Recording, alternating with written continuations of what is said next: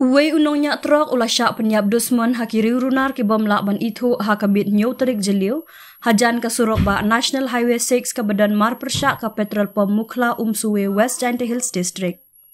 Ka khubor pulit ka yathu bahadin bakilayo jing tip na uwahe shnong ka Mukla halor ka jinganya hapadeng ki briu ki bom lakban itu ha Mukla Suwe. Kumta na kaliang usop Inspektor Jekhan bat uba Ardkhar lembat ka kenhun ki lahir mardor syakatai ka jaka. Hakajing tokit hapo kasnong lat Mukla ki pulit kila syam bagate ke jingja syak penyap kalaja haki benta balong klau mar persyak ke penar service station. Hawa penlong ya ke jingwat hakane ke jaka klau ka barit kila lap din ya ke wei ka medyap hapadeng ke jinglengkian jong kasnam ya ke bala subajur ba ula syak penyap haki runar ki bom lakban itu.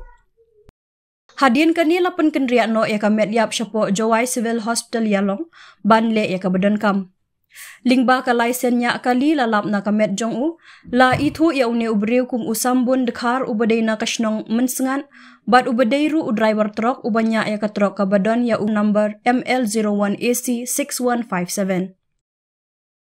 Hadin lalap ru ya number phone jong utrai kali na kani ka truk ubala pentik na ru ba usambun udai driver jong u. Lingba ka dur na ka WhatsApp la pentik na syushu ya une ulanan. Lakban kedau ba usambun dekhar u dei ubala syak keno don keti ha ka barak bor bat peniap ya ulit penkrek surong ubadai hi na kasnong mensengan. Ubaya ka medyap jong u lalap din na ke jaka klau hajan ke surok ba NH6 na Pomura ha ubnai leber arhajar arpuar.